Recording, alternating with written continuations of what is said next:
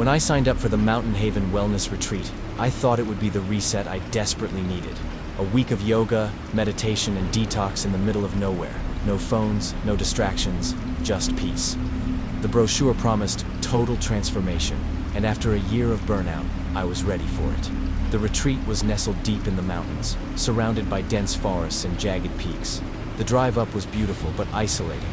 No cell service, no signs of civilization for miles. When I arrived, the retreat center looked like something out of a postcard. A sprawling lodge with floor-to-ceiling windows, surrounded by cabins and hiking trails. The air smelled like pine and earth, and for the first time in months, I felt a flicker of hope. The other participants were a mix of ages and backgrounds, but we all shared the same tired, eager look. The staff, though, were different. They moved with an eerie calm, their smiles too wide, their eyes too bright. They introduced themselves as guides, not instructors, and insisted we call them by their spiritual names: Sage, River, and Sky. The first day was exactly what I expected. We started with a sunrise meditation, followed by a vegan breakfast and a workshop on releasing negative energy. By the afternoon, I was relaxed, almost giddy. But that night, something shifted. During dinner, one of the participants, a woman named Claire, mentioned she wasn't feeling well. She said she wanted to leave just for a day to see a doctor. The staff exchanged a look, and Sage stepped forward. "We can't allow that," she said gently. "Leaving disrupts the healing process. But don't worry, we'll take care of you."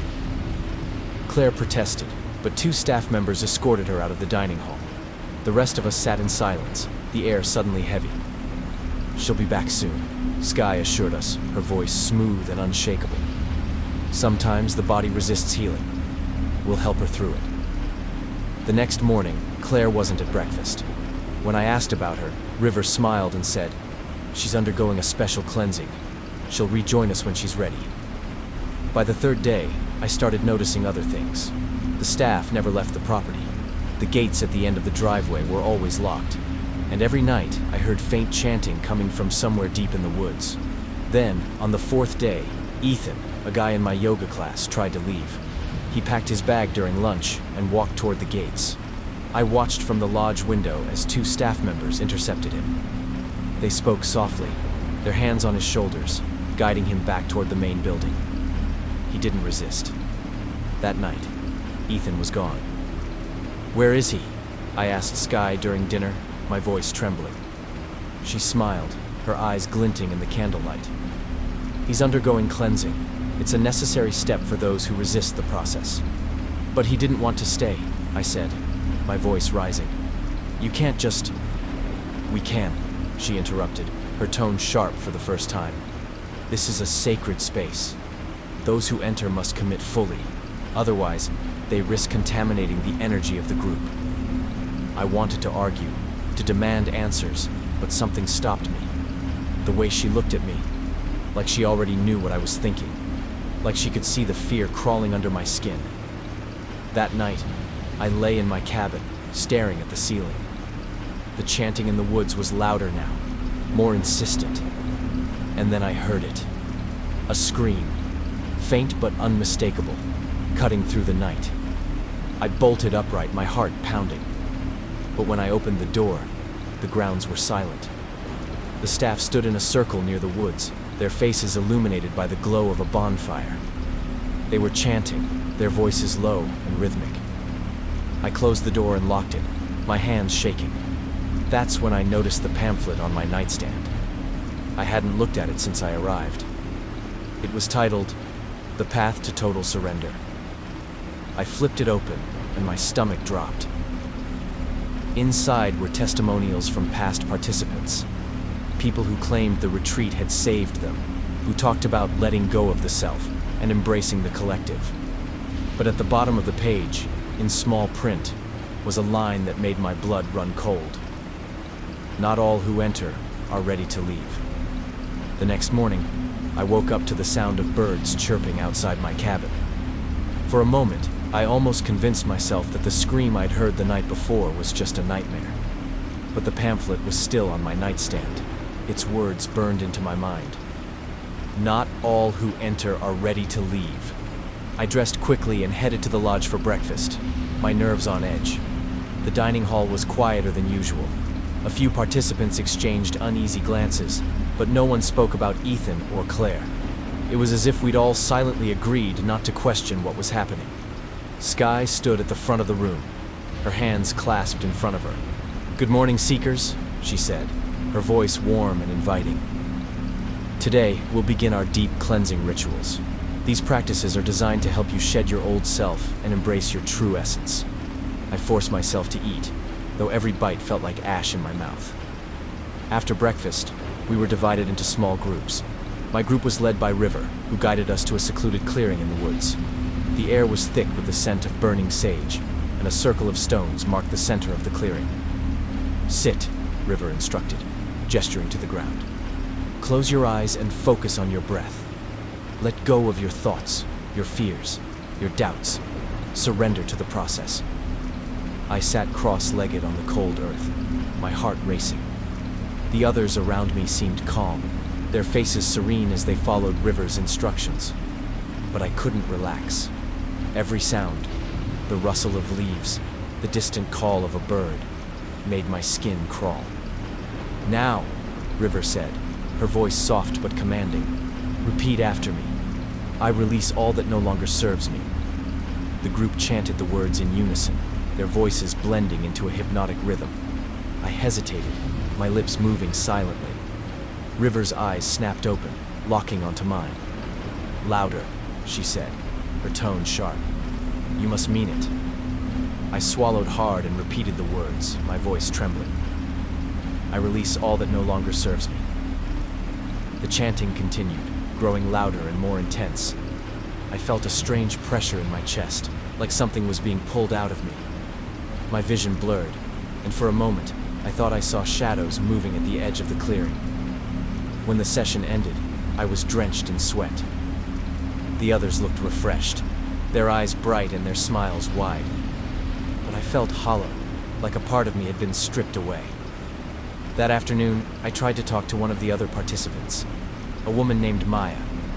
She'd been friendly since the first day, always offering a kind word or a smile. But when I brought up Ethan and Claire, her expression darkened. "We're not supposed to talk about them," she whispered, glancing over her shoulder. "They weren't ready. They resisted the process." "But what does that mean?" I pressed. "Where are they?" Maya shook her head, her eyes wide with fear. "You don't want to know. Just don't resist. Do what they say, and you'll be fine." Her words sent a chill down my spine. I wanted to press her further, but she walked away, leaving me alone with my thoughts. That night, I lay in my cabin, staring at the ceiling. The chanting in the woods had started again, louder and more intense than before. I couldn't shake the feeling that something was watching me, waiting for me to slip up. Then I heard it, a faint knock on my door.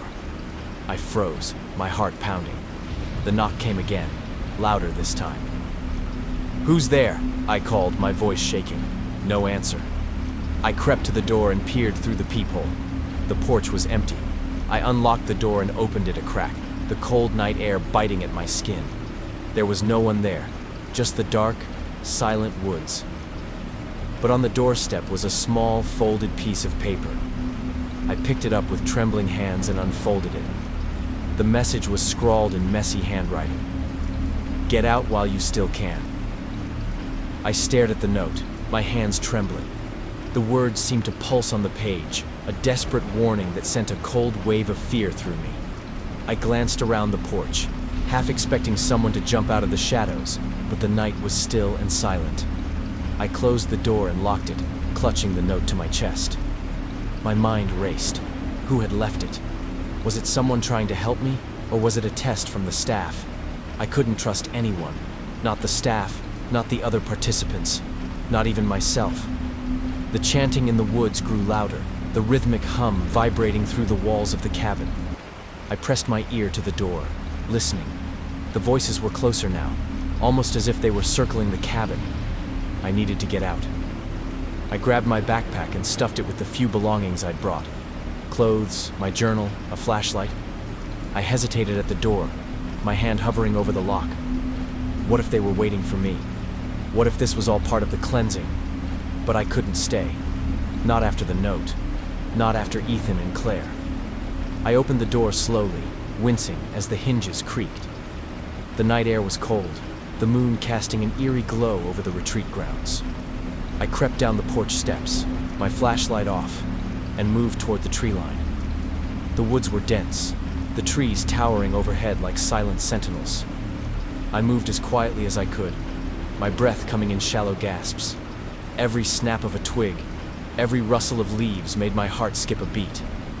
I didn't know where I was going, but I knew I had to get as far away from the retreat as possible. The chanting faded behind me, replaced by the sound of my own footsteps and the pounding of my heart. Then I heard it. A voice, soft but clear, cutting through the darkness. "You shouldn't be out here." I froze, my blood turning to ice. Slowly I turned around. It was Maya. She stood a few feet away, her face pale in the moonlight. Her eyes were wide, her expression a mix of fear and something else. Something I couldn't quite place.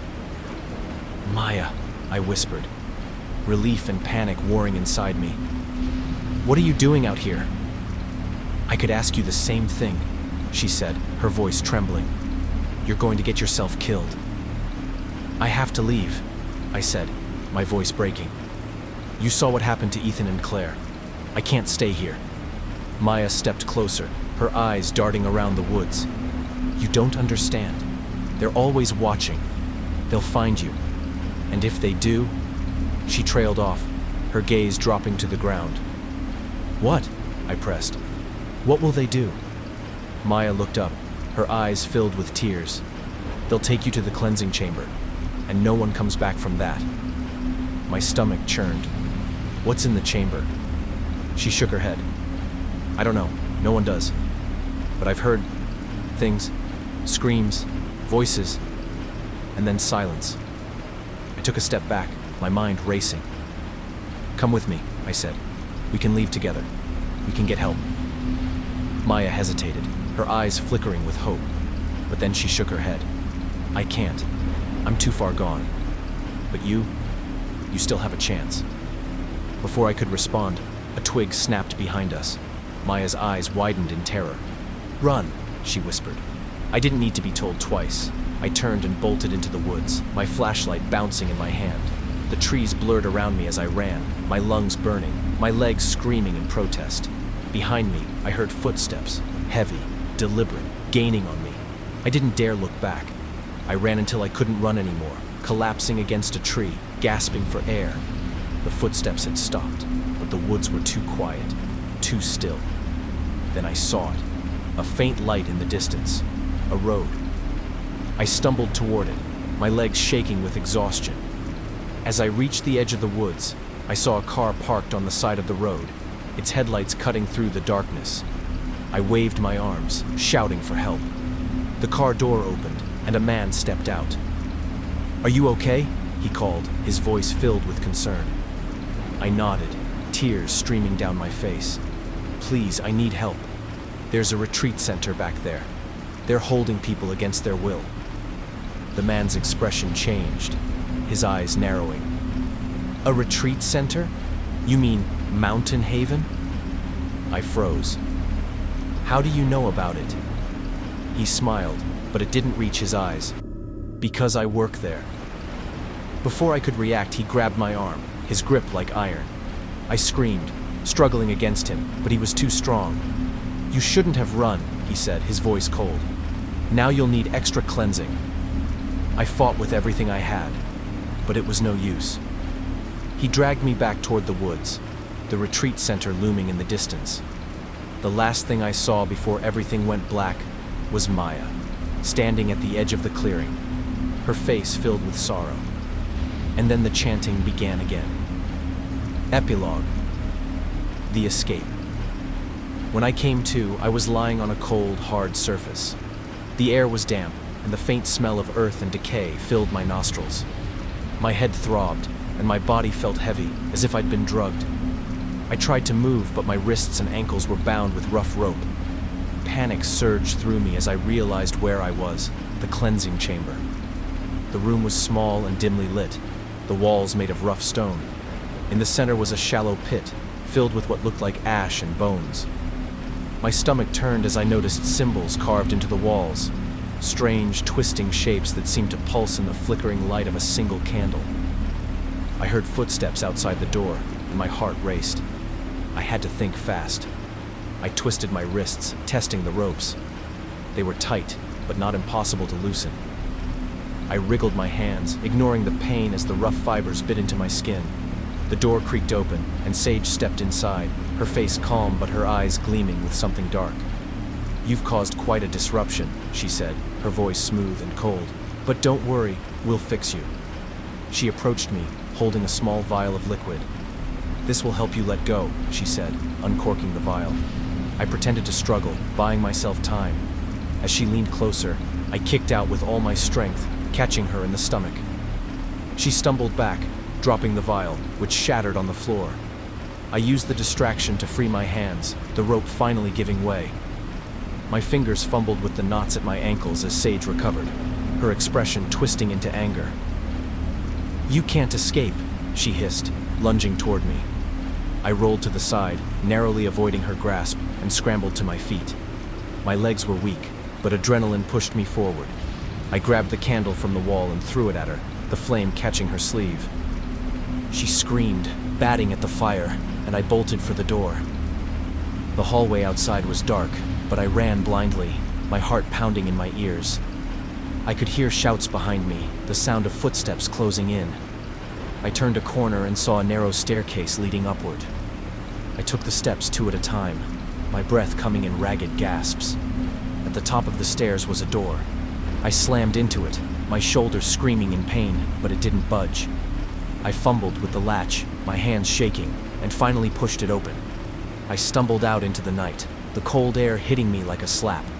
I was behind the main lodge, near the edge of the property. The gates were just visible in the distance, but I knew I'd never make it that way. Instead, I turned and ran toward the woods, hoping to lose them in the trees.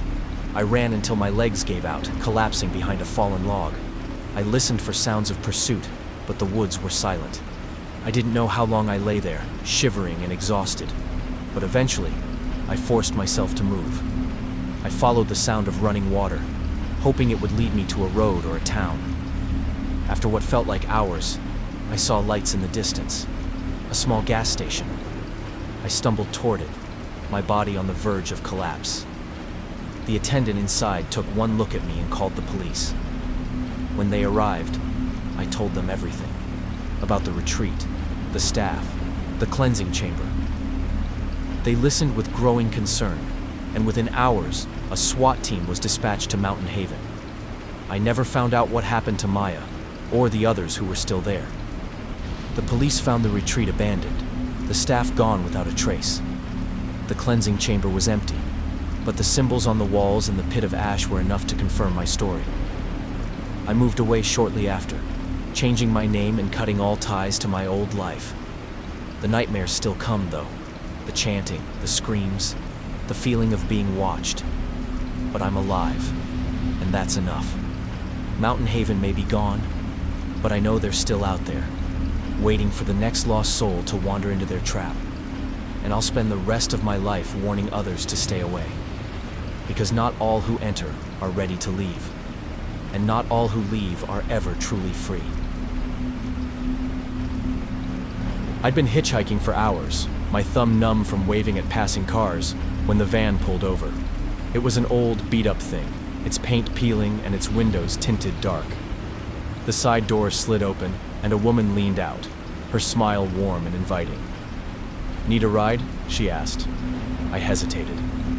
Hitchhiking was risky, but the sun was setting, and I had nowhere else to go. I nodded and climbed in. The van was surprisingly cozy, with plush seats and a faint smell of incense. There were 3 other people inside, a man with a scruffy beard, a woman with curly hair, and a younger guy who looked like he hadn't slept in days.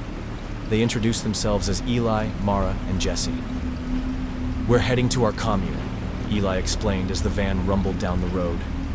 "It's a peaceful place, away from all the noise and chaos of the world. You're welcome to join us for the night." I was too tired to argue. "Thanks," I said. "I could use a place to crash." The drive took hours, the road winding deeper into the countryside. By the time we arrived, it was pitch black outside. The commune was a cluster of cabins nestled in a clearing, surrounded by dense woods. A bonfire crackled in the center, its light casting long shadows across the ground. The others greeted us warmly, offering food and drinks. They seemed nice. Too nice, maybe. But I was too exhausted to care. That night, I slept in one of the cabins, my stomach full and my body aching from the road. For the first time in weeks, I felt safe. The next morning, I woke up to the sound of birds chirping and the smell of coffee brewing. The commune was bustling with activity, people tending to gardens, chopping wood, laughing and chatting like one big happy family. "How'd you sleep?" Mara asked, handing me a mug of coffee. "Like a rock," I said, smiling. "Thanks again for letting me stay." "Of course," she said. "We're all family here." I spent the day exploring the commune, helping out where I could. The people were friendly, their smiles genuine, but there was something off. They spoke in hushed tones when they thought I wasn't listening, and their eyes lingered on me a little too long. That night after dinner, Eli approached me. "We'd like to show you something," he said, his voice low and serious. I followed him to a small cabin at the edge of the clearing. Inside, the walls were covered in tapestries and candles flickered on every surface. In the center of the room was an altar, adorned with flowers, crystals, and photos. My heart stopped. There, in the center of the altar, was a picture of me. I stared at the photo, my stomach twisting into knots. It was me, no doubt about it. But I had no memory of it being taken. The background was blurry, but I could make out the edge of a forest, the same woods that surrounded the commune. "What is this?" I asked, my voice trembling. Eli stepped forward, his expression calm but intense. "You've been chosen," he said. "We've been waiting for you." "Chosen for what?" I backed away, my heart pounding. Mara appeared at my side, her hand resting gently on my arm. "It's an honor," she said, her voice soft but firm. "You've been chosen to lead us into the next phase of our journey." "I don't understand," I said, pulling away from her. "I didn't ask for this. I don't want this." Eli's smile didn't waver. "It's not about what you want. It's about what's meant to be. The universe has brought you here for a reason." I shook my head, panic rising in my chest. "Number. This is crazy. I'm leaving." I turned toward the door, but Jesse blocked my path, his arms crossed. "You can't leave," he said, his voice flat. "Not until the ritual is complete." "What ritual?" I demanded, my voice rising. Eli stepped closer, his eyes locking onto mine. "The ritual of ascension. You'll become one with the earth, with the universe. You'll guide us to a higher plane of existence. And if I refuse?" His smile faded, replaced by a cold, hard stare. "No one refuses. Not if they want to survive." I felt the room closing in around me, the air thick and suffocating. I needed to get out. Now I lunged toward the door, shoving Jesse aside. He stumbled but didn't fall, his hands grabbing for me. I dodged and bolted outside, the cool night air hitting my face like a slap. The commune was eerily quiet, the bonfire reduced to glowing embers. I ran toward the woods, my breath coming in ragged gasps. Behind me I heard shouts and footsteps, but I didn't look back. The woods were dark, the trees looming like silent sentinels. I ran blindly, branches scratching at my face and arms. My heart pounded in my ears, drowning out everything else. Then I heard it, a low, rhythmic chanting coming from all around me. I stopped, my chest heaving, and looked around. The woods were alive with movement, shadows shifting and flickering in the moonlight. Figures emerged from the trees, their faces obscured by hoods, their voices blending into a haunting melody. They were chanting my name. I turned and ran in the opposite direction, but more figures appeared, blocking my path. They closed in around me, their chanting growing louder, more insistent. I was trapped. Eli stepped forward, his hood pulled back, his face calm and serene. "You can't run from destiny," he said. "The ritual must be completed." "What happens if I don't?" I asked, my voice shaking. He smiled, but there was no warmth in it. "Then you'll join the others." He gestured to the trees, and I saw them. Dozens of photos hanging from the branches, each one a face I didn't recognize. Some were old and faded, others fresh and new. "They refused," Eli said. "And now they're part of the earth, part of the universe. But you're different. You're the chosen one." I felt the ground beneath me shift, the earth itself seeming to reject me. The chanting grew louder, the figures closing in. And then I saw it, a pit in the center of the clearing, its edges lined with stones. Inside, the ground was black and charred, as if it had been burned over and over again. "No," I whispered, backing away. Eli grabbed my arm, his grip like iron. "It's time," he said. I struggled, but it was no use. The others grabbed me, their hands cold and unyielding. They dragged me toward the pit, the chanting reaching a fever pitch. I screamed, but no one heard me. The chanting grew louder, the voices blending into a single, deafening roar. I thrashed against the hands holding me, but it was no use. They were too strong, their grip unrelenting. "Please," I begged, my voice breaking. "You don't have to do this." Eli's face was calm, almost pitying. "It's not about what we want," he said. "It's about what must be done. The earth demands it." They dragged me to the edge of the pit, the charred ground radiating heat. I could feel it even through my shoes, a searing warmth that made my skin crawl. "What are you going to do to me?" I asked, my voice trembling. Eli knelt beside me, his eyes filled with a strange mix of reverence and sorrow. "You'll become one with the earth," he said. "Your energy will nourish the soil, and your spirit will guide us to a higher plane of existence." "You're insane," I spat, tears streaming down my face. He shook his head. "We're not insane. We're enlightened. And soon, you will be too." The others began to chant again, their voices low and rhythmic.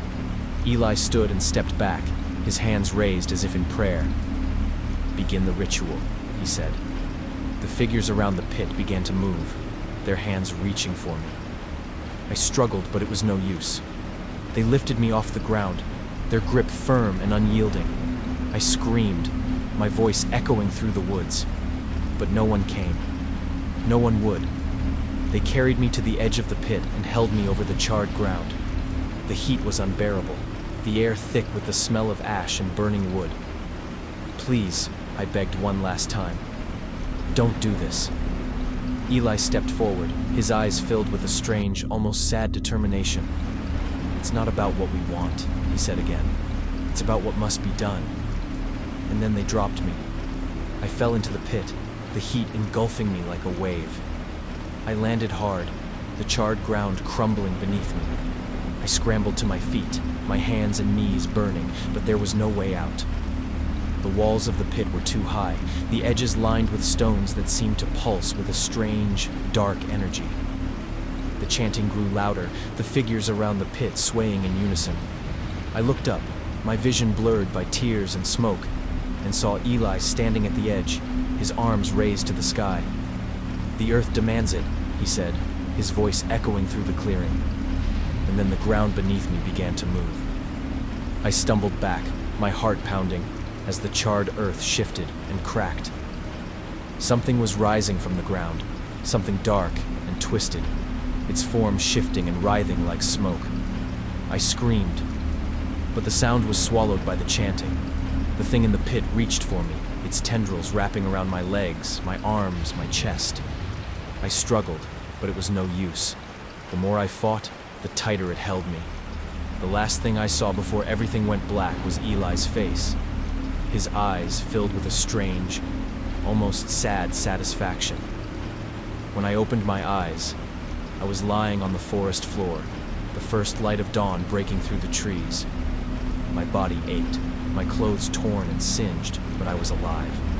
The pit was gone, the clearing empty except for the faint smell of ash and the distant sound of birds. I don't know how I escaped. Maybe the earth rejected me. Maybe the ritual failed. Or maybe, just maybe, I wasn't the chosen one after all. I stumbled to my feet, my legs shaky but determined. I didn't look back. I didn't want to see if they were still there, watching, waiting. I ran until I found a road, and then I kept running. It took hours before a car finally stopped for me. The driver, an elderly man with kind eyes, didn't ask questions. He just nodded when I said I needed to get as far away as possible. I never told anyone what happened. Who would believe me?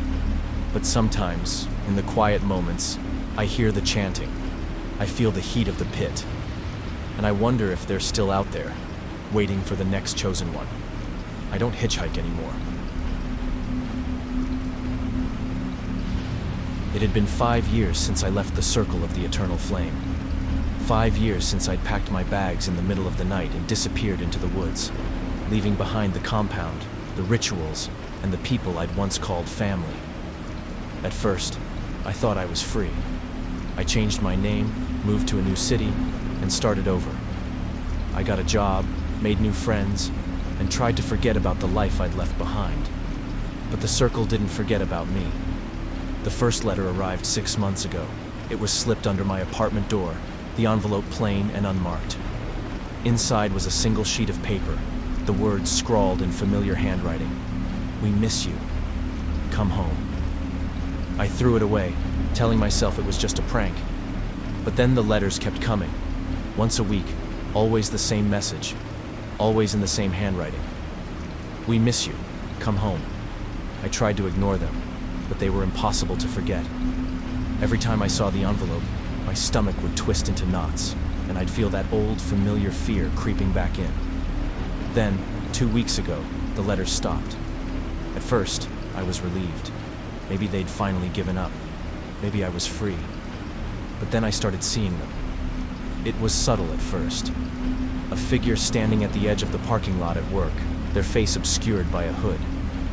A man sitting in a car outside my apartment, his eyes fixed on my window. A woman in the grocery store, her gaze following me as I walked down the aisles. They didn't speak, they didn't approach me. They just watched. I tried to convince myself it was all in my head. Maybe I was just paranoid. Maybe I was seeing things. But then, last night, I woke up to the sound of my front door creaking open. I sat up in bed, my heart pounding, and listened. The apartment was silent, but I could feel it. The faint shift in the air, the sense that I wasn't alone. I grabbed the baseball bat I kept by my bed and crept into the hallway, my hands trembling. The living room was dark, the only light coming from the street lamp outside. And then I saw it. The candles. They were scattered around the room, their flames flickering in the darkness.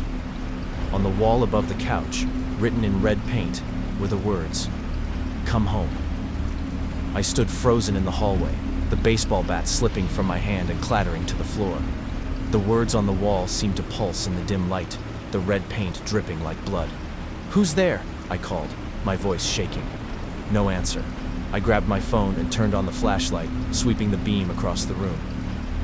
The candles were arranged in a perfect circle, their flames casting long, flickering shadows on the walls. In the center of the circle was a small black box. I didn't want to touch it. I didn't want to know what was inside, but I had to. I stepped into the circle, the heat from the candles warming my skin. The box was cold, its surface smooth and unmarked. I picked it up, my hands trembling, and opened it. Inside was a photograph. It was me, standing in the woods, my face pale and my eyes wide with fear. Behind me, barely visible in the shadows, was a figure in a hooded robe. My stomach churned. I recognized the robe. It was the same one the circle's leaders wore during their rituals. I dropped the box and backed away, my heart pounding. The candles flickered, their flames dancing wildly. "This isn't real," I whispered, trying to convince myself. "This isn't happening." But it was. I spent the rest of the night sitting on the couch, my eyes fixed on the door. The candles burned down to stubs, their wax pooling on the floor. The words on the wall seemed to glow in the darkness, taunting me. "Come home." The next morning, I called the police. They came, took a report, and left, their expressions skeptical. They didn't believe me. Why would they? There was no evidence, no fingerprints, no footprints, no sign of forced entry. Just the candles and the words on the wall. I spent the day cleaning up, scrubbing the paint off the wall, and throwing the candles in the trash. But no matter how hard I scrubbed, the words wouldn't completely disappear. They lingered, faint but unmistakable, a constant reminder of what had happened. That night, I locked every door and window, set up a makeshift alarm system, and slept with the baseball bat beside me. But sleep didn't come. Every creak, every rustle, every faint sound made my heart race. And then I heard it, a soft, rhythmic tapping on the window. I sat up, my breath caught in my throat. The tapping came again, slow and deliberate. I grabbed the bat and crept to the window, my hands trembling. The curtains were drawn, but I could see the faint outline of a figure standing outside. I hesitated, then yanked the curtains open. There was no one there, but on the windowsill was another black box. I didn't want to open it. I didn't want to know what was inside, but I had to. I picked it up, my hands shaking, and opened it. Inside was a lock of hair, dark and curly, tied with a red ribbon. I dropped the box and backed away, my stomach churning. I recognized the hair. It was mine. I spent the next few days in a haze, jumping at every sound, every shadow. The lock of hair was the final straw. They weren't just watching me. They were inside my home, inside my life. I couldn't stay here. I couldn't keep living like this. I packed a bag, threw it in my car, and drove. I didn't know where I was going, but I knew I had to get as far away as possible. The roads were empty, the night stretching endlessly ahead of me. I drove for hours, my hands gripping the wheel, my eyes darting to the rearview mirror every few seconds. And then I saw it. A figure standing on the side of the road, their hood pulled low over their face. I slammed on the brakes, my heart pounding. The figure didn't move, just stood there, their face obscured by shadows. I hesitated, then rolled down the window. "What do you want?" I shouted, my voice trembling. The figure stepped forward, their movements slow and deliberate. As they approached, I recognized the robe, the same one the circle's leaders wore. "You can't run," they said, their voice low and gravelly. "You belong to us." I hit the gas, the tires screeching as I sped away. The figure disappeared in the rearview mirror, but I knew they weren't gone. I drove until the sun came up, the sky turning from black to gray to pale blue. I pulled into a motel parking lot, my hands shaking as I turned off the engine. I checked in under a fake name, paid in cash, and locked the door behind me. The room was small and dingy, but it felt safe. For now. I collapsed onto the bed, my body aching with exhaustion. I closed my eyes, trying to quiet my racing thoughts. And then I heard it. A soft, rhythmic tapping on the door. I sat up, my heart pounding. The tapping came again, slow and deliberate. "Who's there?" I called, my voice shaking. No answer. I grabbed the baseball bat and crept to the door, my hands trembling. I looked through the peephole, but there was no one there. I hesitated, then unlocked the door and opened it a crack. The hallway was empty, but on the floor was another black box. I didn't want to open it. I didn't want to know what was inside, but I had to. I picked it up, my hands shaking, and opened it.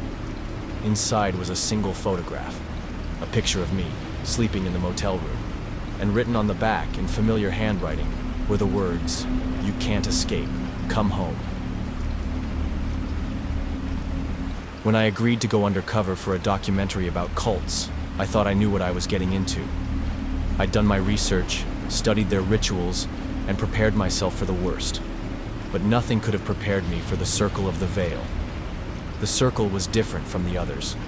They didn't recruit aggressively or make grandiose promises. They were quiet, secretive, and almost inviting. Their leader, a woman named Sister Mara, had a way of making you feel like you belonged, like you were part of something greater. I'd been with them for a week, filming their daily routines and interviewing members. They were kind, welcoming, and surprisingly normal. There were no red flags, no signs of danger. But then came the initiation ceremony. "It's a test of faith," Sister Mara explained, her voice calm and soothing. "A way to prove your commitment to the circle." I hesitated. I wasn't supposed to participate in their rituals, just observe. But if I refused, I'd blow my cover.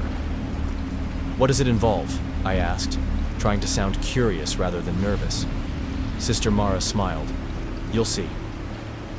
That night, they led me to a small, underground chamber beneath the main building. The walls were made of rough stone, the air damp and cold. In the center of the room was a wooden chair, its legs bolted to the floor. "Sit," Sister Mara said, gesturing to the chair. I sat, my heart pounding. The other members formed a circle around me, their faces solemn. "Close your eyes," Sister Mara instructed, "and trust us." I closed my eyes, my hands gripping the arms of the chair. The room fell silent, the only sound the faint drip of water somewhere in the distance. And then the chanting began. It was low and rhythmic, the voices blending into a single haunting melody. I felt a strange pressure in the air, like the room itself was alive, watching me.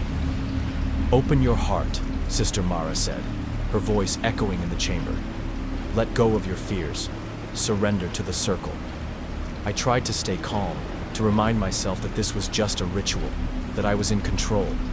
But the chanting grew louder, more intense, and I felt something shift inside me, a strange, almost primal fear.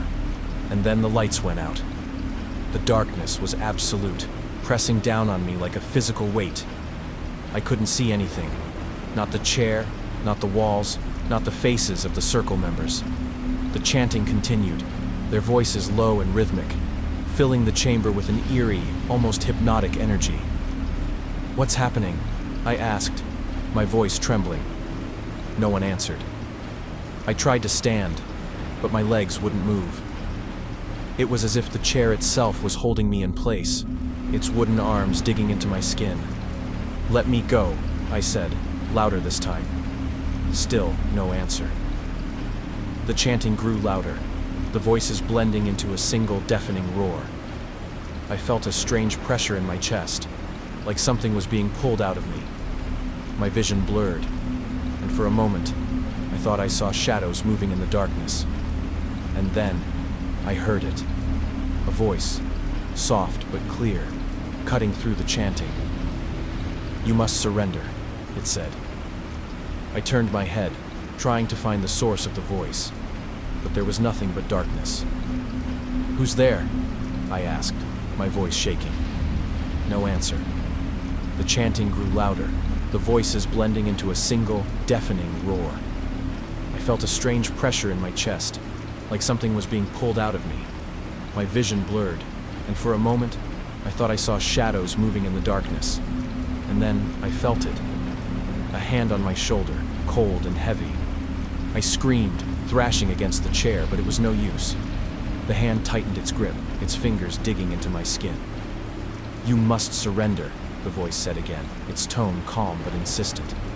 "No," I whispered, tears streaming down my face. "Please, let me go." The hand released me, and the chanting stopped. The room fell silent, the only sound the faint drip of water somewhere in the distance. And then the lights came back on. The chamber was empty. The circle members were gone, the chair was gone, and I was alone. I stood, my legs shaking, and looked around. The walls were bare, the floor smooth and unmarked. There was no sign of the circle, no sign of the ritual. But I knew it wasn't over. I stumbled out of the chamber, my legs weak and unsteady. The hallway outside was dimly lit, the walls lined with flickering candles. The air was thick with the scent of incense, and the faint sound of chanting echoed from somewhere deeper in the building. I needed to get out. I ran down the hallway, my footsteps echoing off the stone walls. The chanting grew louder, more intense, and I felt a strange pressure in the air, like the building itself was alive, watching me. I turned a corner and found myself in a large, circular room.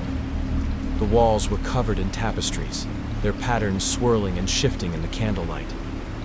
In the center of the room was a large stone altar, its surface smooth and unmarked, and standing around the altar were the circle members, their faces solemn, their eyes fixed on me. "You've passed the first test," Sister Mara said, her voice calm and soothing. "But there is one more." "No," I said, backing away. "I'm done. I'm leaving." The circle members stepped forward, their movements slow and deliberate. I turned to run, but the door behind me slammed shut, the sound echoing through the room. "You must complete the ritual," Sister Mara said, her voice firm. "Only then will you be free." "I don't want to be free," I said, my voice shaking. "I just want to leave." Sister Mara smiled, but there was no warmth in it. "You don't understand. The ritual isn't for us. It's for you." I shook my head, panic rising in my chest. "What are you talking about?" "The final test is one of surrender," she said. "You must let go of your fears, your doubts, your sense of self. Only then will you find true peace." "No," I said, backing away. "I won't do it." The circle members closed in around me, their faces calm but determined. I tried to fight, but it was no use. They were too strong, their grip unrelenting. They dragged me to the altar and forced me onto it, my back pressing against the cold, smooth stone. I struggled, but it was no use. "Please," I begged, tears streaming down my face. "Don't do this." Sister Mara leaned over me, her eyes filled with a strange, almost sad determination. "It's not about what we want," she said. "It's about what must be done." And then the chanting began again, low and rhythmic, filling the room with an eerie, almost hypnotic energy. I felt a strange pressure in my chest, like something was being pulled out of me. My vision blurred, and for a moment, I thought I saw shadows moving in the darkness. And then I felt it, a hand on my forehead, cold and heavy. "Surrender," Sister Mara whispered, her voice soft but insistent. I closed my eyes, tears streaming down my face. The chanting grew louder, the voices blending into a single deafening roar. I felt a strange pressure in my chest, like something was being pulled out of me. My vision blurred, and for a moment, I thought I saw shadows moving in the darkness. And then I felt it, a hand on my forehead, cold and heavy.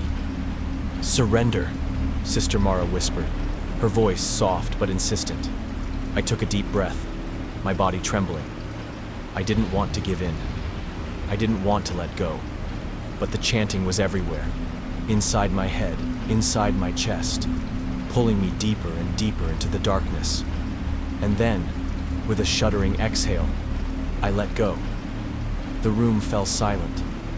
I opened my eyes, expecting to see the circle members standing over me, their faces filled with triumph. But the room was empty. The altar was gone, the tapestries were gone, and the candles were extinguished.